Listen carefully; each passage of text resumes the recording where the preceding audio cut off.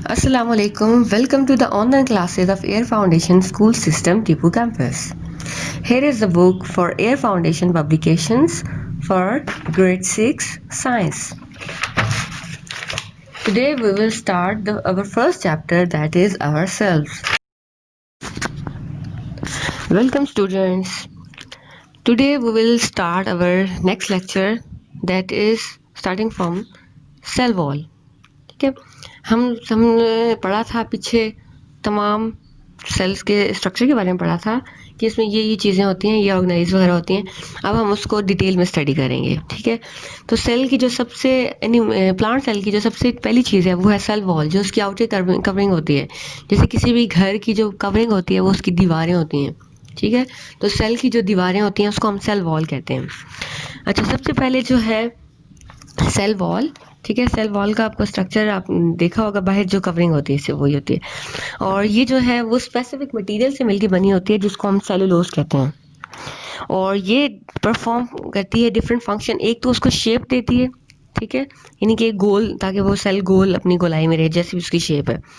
ठीक है, और दूसरी बात ये है कि चीज़ों को बाहर से अंदर और अंदर से बाहर ट्रांसपोर्ट करती है। ठीक है, और उसके बाद है हम साइटोप्लाज्मिक पार्ट, यानी कि वो जो लिक्विड पार्ट होता है उसके बारे में पढ़ते हैं। जैसे एग वाइट, अगर आप कच्चे अंडे को तोड़ते हैं, ठीक है, तो जो वाइट वाला पोर्शन होता है लिक्विड वाला, वो होता है साइटोप्लाज्म। ठीक है, उसके अंदर डिफरेंट चीज़ें होती हैं, अब वो हम सारी डिस्कस करेंगे। तो उसके अंदर क्या क्या होता है? माइटोकॉन्ड्रिया होता है, endoplasm reticulum, Golgi apparatus, ribosomes, vacuole, chloroplast. ठीक है, ये सब चीज़ें होती हैं। तो लेट्स स्टार्ट माइटोकॉन्ड्रिया। अच्छा, माइटोकॉन्ड्रिया जो है वो एक ऑर्गेनेली है, ठीक है, जो कि फोल्डिंग से बना हुआ होता है। ठीक है, ये आपको नज़र भी आ रहा होगा, ये रेड कलर का जो मेंशन हुआ है। तो जो बाहर इसकी ये डबल मेम्ब्रेन है, ठीक है, इसकी जो बाहर वाली आउटर मेम्ब्रेन है, फिर अंदर जो फोल्डिंग हुई है वो इनर मेम्ब्रेन है, और क्रिस्टी है, मैट्रिक्स है। ठीक है, तो ये हमारा एनर्जी सोर्स होता है किसी भी सेल का। जो एनर्जी हमें रिक्वायर होती है वो ये एनर्जी प्रोड्यूस करता है। ठीक है, जो एनर्जी प्रोड्यूस करता है उसको माइटोकॉन्ड्रिया कहते हैं। और जो फूड सब्सटेंसेस जो ब्रेक डाउन होते हैं, हम जो भी फूड खाते हैं उसकी ब्रेक डाउन होती है, वो सिंपलर सब्सटेंसेस में चेंज होता है, उसके बाद वो एनर्जी हमें मिलती है। तो इसलिए हम माइटोकॉन्ड्रिया को पावर हाउस भी कहते हैं, ठीक है, किसी भी सेल का। और जो एनर्जी फिर प्रोड्यूस होती है माइटोकॉन्ड्रिया से, वो पूरे सेल में फिर डिफरेंट फंक्शन परफॉर्म करने के लिए इस्तेमाल होती है। इसीलिए हम अपनी डेली एक्टिविटीज़ परफॉर्म कर रहे होते हैं इसकी वजह से। अच्छा, अगला टॉपिक है एंडोप्लाज्मिक रेटिक्यूलम। एंडोप्लाज्मिक रेटिक्यूलम क्या होता है कि नेटवर्क ऑफ ट्यूब्यूल्स हैं। ठीक है, ये फोल्डिंग्स हुई हुई होती हैं जो कि सेल न्यूक्लियस से स्टार्ट होती हैं और सेल मेम्ब्रेन तक जाती हैं। ठीक है, तो इसे इनको एंडोप्लाज्मिक रेटिक्यूलम कहते हैं। तो ये दो तरह की होती हैं, एक होता है रफ एंडोप्लाज्मिक रेटिक्यूलम और एक है स्मूथ एंडोप्लाज्मिक रेटिक्यूलम।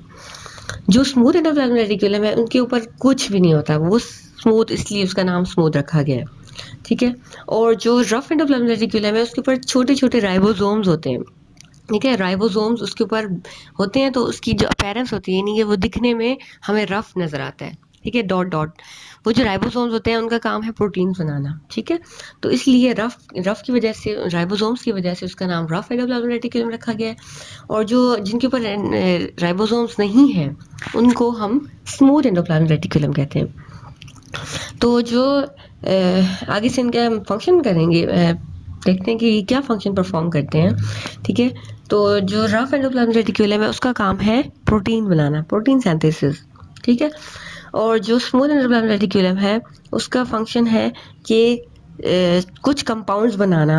ठीक है, और फिर इसका दूसरा फंक्शन क्या है कि अगर हमारे इस बॉडी के सेल्स के अंदर अगर कोई ऐसे मटेरियल बन गए हैं या ऐसे मटेरियल एंटर हो गए हैं जो हमारी बॉडी के लिए बहुत नुकसानदेह हैं, तो जो स्मूथ एंडोप्लाज्मिक रेटिक्यूलम का काम है कि उनको कन्वर्ट करना हार्मफुल, यानी कि नुकसानदेह से फ़ायदेमंद में चेंज करना। ठीक है, यानी कन्वर्ट करना उन कंपोनेंट्स को, हार्मफुल को हार्मलेस मटेरियल में चेंज करना। ठीक है, अच्छा, अगला हमारा टॉपिक है दैट इज गोल्जी अपैरेटस। ठीक है, ये भी ऑर्गेनेली है जो सेल के अंदर पाया जाता है। ठीक है, ये डिस्क लाइक होता है, ये डबल मेम्ब्रेन वॉल होती है। ठीक है, दरमियान में से ये एम्प्टी होती है। ठीक है। और ये स्टैक फ्लैटन इसकी स्पेसेस होती हैं, जैसे आपको नज़र आ रहा होगा, मेम्ब्रेन्स हैं, डबल मेम्ब्रेन्स हैं, दरमियान में स्पेसेस हैं, ठीक है। तो इसका फंक्शन क्या होता है कि जो भी चीज़ एंडोप्लाज्म रेटिकुलम से बनती है उसको पैकिंग करना, ठीक है, उसको पैक करके उसको ट्रांसपोर्ट करना काम है गोल्जी कम्प्लेक्स का, यानी गोल्जी अपरेटिस का काम है, ठीक है। तो ये हेल्प करता है पैकिंग में डिफरेंट सब्सटेंसेस की और ट्रांसपोर्ट करता है उसको सेल से बाहर। जो भी चीज़ पैक होगी वो गोल सा वेसिकल बनेगा और वो सेल के इससे बाहर निकल जाएगा, ठीक है। वो डिफरेंट प्रोसेसेस होते हैं एक्सोसाइटोसिस के थ्रू, ठीक है। अच्छा, उसके बाद है जो पैकिंग मटेरियल जो है उसको डिफरेंट जगहों तक पहुंचाना जहाँ पे उसकी ज़रूरत है। अगला है राइबोसोम्स। राइबोसोम्स जो है वो ग्रेन्यूलर छोटे छोटे ग्रेन्यूल्स यानी कि गोल गोल से स्ट्रक्चर्स होते हैं सेल के अंदर, जो कि एंडोप्लाज्मिक रेटिकुलम के ऊपर अटैच होते हैं, ठीक है, या फिर वो फ्रीली मूव कर रहे होते हैं साइटोप्लाज्म के अंदर, और इनका काम होता है प्रोटीन बनाना, ठीक है। तो नेक्स्ट इज वैक्यूल। वैक्यूल क्या होता है? वैक्यूल एक बहुत बड़ा सा वेसिकल होता है, यानी कि एक बहुत बड़ा, जैसे आप कह लो बैलून टाइप सा होता है, ठीक है, उसके अंदर स्टोरेज, जितना भी सेल की ग्रोथ के लिए जितना भी स्टोरेज मटेरियल होता है वो उसके लिए उसमें मौजूद होता है, ठीक है। जिसको सेल को जिस चीज़ से नरिशमेंट चाहिए वो सारी चीज़ें होती हैं इसके अंदर। तो ये भी क्या है, ये एक फील्ड स्पेस मेम्ब्रेन है, बाउंड्री मेम्ब्रेन है। और एनिमल सेल जो है उसके अंदर छोटे छोटे क्या होते हैं, वैक्यूल्स होते हैं। और प्लांट सेल के अंदर एक ही वैक्यूल होता है बड़ा सा, ठीक है। एनिमल सेल के अंदर छोटे छोटे वैक्यूल्स होते हैं और वो पूरे सेल के अंदर फैले हुए होते हैं और न्यूक्लियस दरमियान में होता है। लेकिन प्लांट सेल में क्या होता है, एक ही वैक्यूल होता है बड़ा सा, और जो न्यूक्लियस है वो कोने में चला जाता है जिसकी वजह से, ठीक है।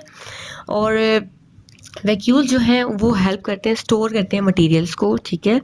और प्लांट्स के अंदर वो एक अलग फंक्शन परफॉर्म करते हैं, जैसे कि वाटर को ट्रांसपोर्ट करना, जैसे रूट से वाटर एब्जॉर्ब होता है और जाता है स्टेम्स में, लीव्स में, ठीक है, फ्रूट्स में, जो जो बॉडी पार्ट्स हैं सब में।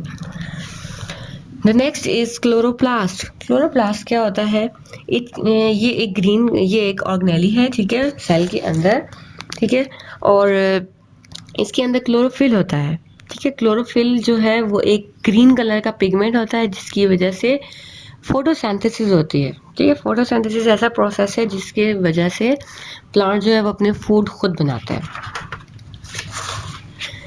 Okay, the next page is, हम अब डिफरेंशिएट करेंगे, ठीक है, एनिमल सेल को और प्लांट सेल को आपस में डिफरेंशिएट कैसे करेंगे, उनकी फीचर्स क्या क्या हैं, और एनिमल सेल में क्या चीज़ होती है, प्लांट सेल में क्या चीज़ होती है, ठीक है। सबसे पहले हम सेल वॉल को चेक कर लेते हैं। सेल वॉल जो है वो एनिमल सेल में नहीं होती, एब्सेंट, और प्लांट सेल में होती है, प्रेजेंट। क्लोरोप्लास्ट, जो क्लोरोप्लास्ट है यानी कि फोटोसिंथेसिस का काम वो तो प्लांट्स का काम होता है, तो इसलिए एनिमल सेल में वो एब्सेंट होती है, प्लांट सेल में वो प्रेजेंट होती है। सेंट्रियोल्स, एनिमल सेल के अंदर डिवीजन होती हैं, ठीक है, जिसकी वजह से वो प्रेजेंट होता है सेंट्रियोल एनिमल सेल में, और प्लांट सेल में वो चीज़ एब्सेंट होती है। वैक्यूल, वैक्यूल जो है मैं आपको बताया था जैसे कि वो स्टोरेज मटेरियल, स्टोरेज डिवाइसेस होते हैं, जिस तरह उस तरह करके ये फंक्शन परफॉर्म करता है। एनिमल सेल के अंदर बहुत सारे होते हैं, छोटे छोटे होते हैं, लेकिन प्लांट सेल में एक ही होता है, बड़ा सा होता है, सही है। और उसके बाद है टिश्यूज, ठीक है। टिश्यू क्या होते हैं, जब बहुत सारे सेल मिलते हैं, ठीक है, तो वो एक टिश्यू बनाते हैं, ठीक है।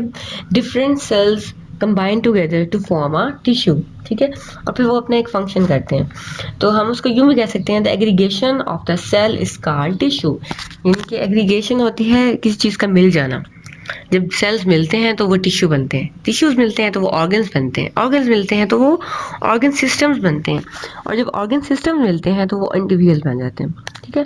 अच्छा, एनिमल सेल, अब यहाँ पे आपको नज़र आ रहा होगा कि यहाँ पे दो एनिमल्स टिश्यूज बताए गए हैं और दो प्लांट टिश्यूज बताए गए हैं।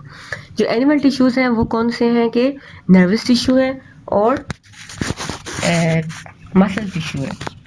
और अच्छा, जो नर्वस टिश्यू है वो हमें हेल्प करते हैं ब्रेन नर्वस टिश्यू जो है वो ब्रेन के अंदर होते हैं, ठीक है, जो कि जो मैसेज कन्वे करते हैं, यानी कि अब ब्रेन हमारा हमें ऑर्डर करता है कि अब ये काम करो, अब ये काम करो, ठीक है, तो वो डिफरेंट मैसेज कन्वे करते हैं। जैसे फॉर एग्जांपल अगर आप किसी आग वाली जगह पे जाओ, ठीक है, वहाँ पे आप अपनी फिंगर टच करो, तो फ़ौरन से हमारा ब्रेन क्या कहेगा कि उसको अपनी उंगली को पीछे करना है आपने, ठीक है, तो ये ब्रेन की तरफ से मैसेज आता है। अगर हमें ब्रेन अगर मैसेज ना भेजे कि अपनी फिंगर टिप पीछे करें, तो हम तो चलते रहेंगे, हमें महसूस भी नहीं होगा, ठीक है। दूसरा है मसल टिश्यू। मसल टिश्यू क्या होते हैं, जो कि हेल्प करते हैं कंट्रैक्शन और relaxation of arm and muscle, यानी कि हमें जो हम बेंडिंग करते हैं, हम अपनी आर्म्स को, ठीक है, हम लेग्स को बेंड करते हैं, ठीक है, और डिफरेंट फंक्शन परफॉर्म करते हैं, मूवमेंट शो करते हैं, वो सारी मसल टिश्यूज करते हैं। अच्छा, उसके बाद है प्लांट टिश्यू। प्लांट टिश्यू दो तरफ के होते हैं, ठीक है, जाइलम एंड फ्लोएम, ठीक है। जो जाइलम है वो उसका काम है कि वाटर, और जो वाटर के अंदर जितनी भी डिजॉल्व चीज़ें हैं, ठीक है, सॉइल के अंदर जो मौजूद होती हैं, वो प्लांट की रूट से प्लांट के तमाम पार्ट्स तक पहुंचाना, ठीक है। और फ्लोएम का काम है पानी के अलावा जितनी भी फूड मटेरियल है, जैसे कि मिनरल्स हो गए, ठीक है, विटामिन्स हो गए, बाकी जो चीज़ें होती हैं, ठीक है, कार्बोहाइड्रेट, लिपिड्स, मतलब इस तरह की जो चीज़ें होती हैं, वो पहुंचाना फ्लोएम का काम है, ठीक है।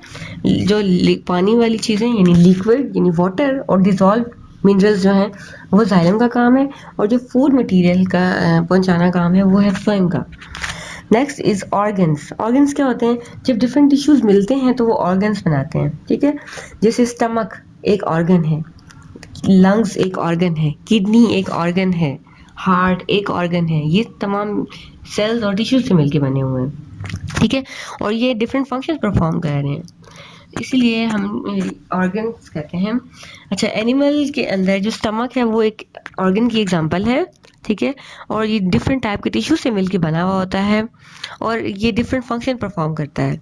और अब इसके अंदर यानी कि स्टमक के अंदर भी बहुत सारे टिश्यूज हैं, ठीक है, जैसे ग्लैंडुलर टिश्यूज हैं, मस्कुलर टिश्यूज हैं, नर्वस टिश्यूज हैं,